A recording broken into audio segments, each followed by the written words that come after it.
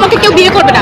ধর্ষকের যদি এরকম মেন্টালিটি থাকে, ধর্ষকের যদি ধর্ষণ করার সময় কোনো রকমের কোনো ইয়ে না থাকে, দায়িত্ববোধ না থাকে যে আমি ধর্ষণ করতেছি, আমি 8 বছরের শিশুকে ধর্ষণ করতেছি না 80 বছরের বয়স্ক বৃদ্ধাকে ইয়ে করতেছি, তখন যদি তাদের কোনো আইন না থাকে, তাহলে এখন আমরা এইগুলো নিয়ে দাঁড়াইছি। এগুলো কিসের আইনের জন্য দাঁড়াইছি? ধর্ষককে পাবলিক প্লেসে ছেড়ে দেন, তারপরে দেখেন ধর্ষণের বিচার কিভাবে করতে হয়। আপনারা যদি না পারেন তাহলে না, আমাদের কাছে ছেড়ে দিতে হবে।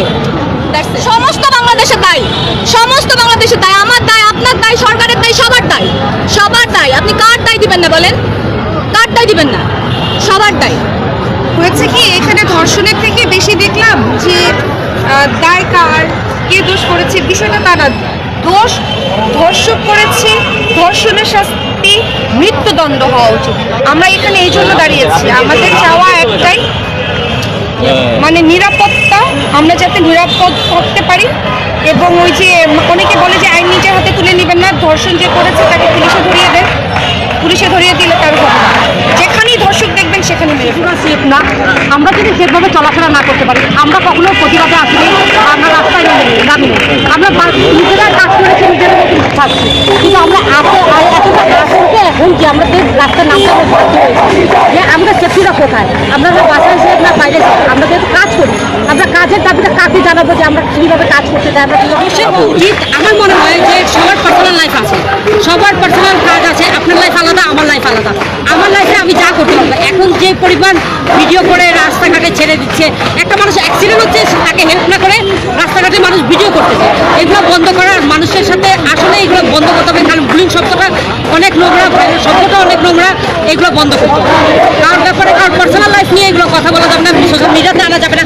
এটা হলে ফেসবুক থেকে রিপোর্ট করে বন্ধ করে দেওয়া উচিত। কারণ হচ্ছে এটা যদি চলবে, আজকে আমার মা বোন ফ্যামিলি সবাই আছে, একটা অন্যায় পরে একজন অন্যায় দেখবে, এগুলো নোংরা জিনিস আমরা কেন ফেসবুকে দেখবো? ফেসবুকটা আমরা সোশ্যাল মিডিয়া কাজের জন্য, সবার ভালোর জন্য দেখবো, এবং নোংরা জিনিস দেখার জন্য তো আমরা ফেসবুক চালাই না। এই যে মানুষগুলোকে, আমাদের ফ্যাশন ইন্ডাস্ট্রি এই মানুষগুলোকে কখনো দেখছেন রাস্তায়?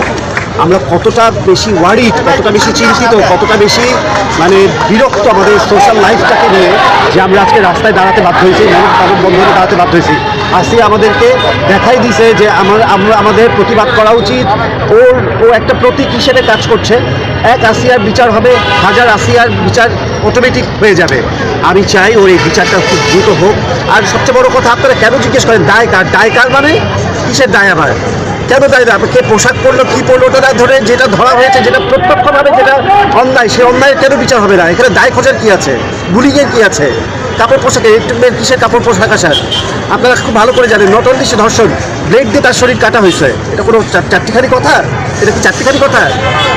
আপনারা দায় জিজ্ঞেস করবেন, দায়ের কিসের? কোনো দায় নেই, সমাজের দায়, এটা সবার দায়, সবার সম্মিলিত সমস্ত এই বাংলাদেশের যত 16 কোটি মানুষের সবার দাবি, জোর দাবি।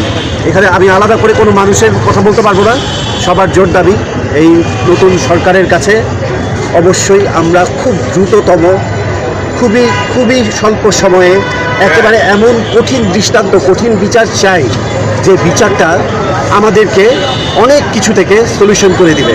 কেন আমরা রাস্তায় বেরোতে পারবেন আমার মা বোন? কেন কাজ করতে গেলে নানান রকম রাস্তায় এখন হাজার রকমভাবে চেক করে ব্যবস্থা করা হচ্ছে, নানান রকমভাবে ভিডিও করা হচ্ছে, নানান রকমভাবে ভিডিও করা হচ্ছে? কেন রে ভাই? এই জীবনটা তো এরকম ছিল না কিছুদিন আগে, কেন এই লাইফটা এরকম হয়ে গেল?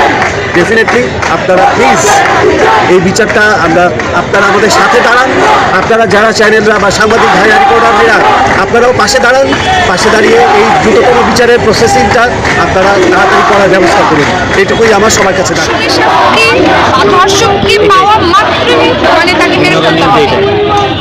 একজনকে যদি আমরা না মারি, মানে 10 জনের শিক্ষা হবে না।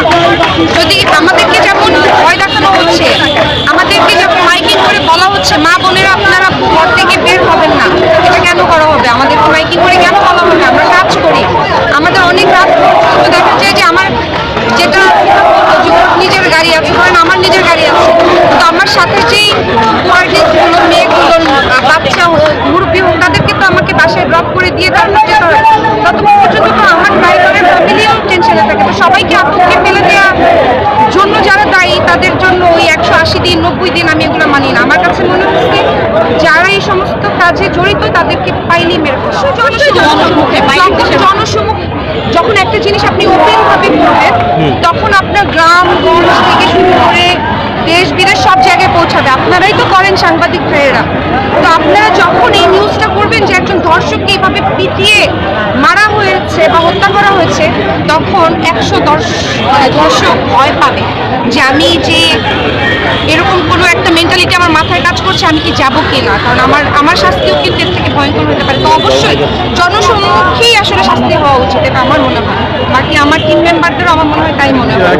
180 দিন 90 দিনের কিছু নাই, এই গুণার কোনো শাস্তি নেই। ওই কোর্টের ওই ভিতরে যারা গেছে তারা প্রত্যেকে যখন বিবরণ দিয়েছে তখন আসলে মব বলে কিছু থাকে না।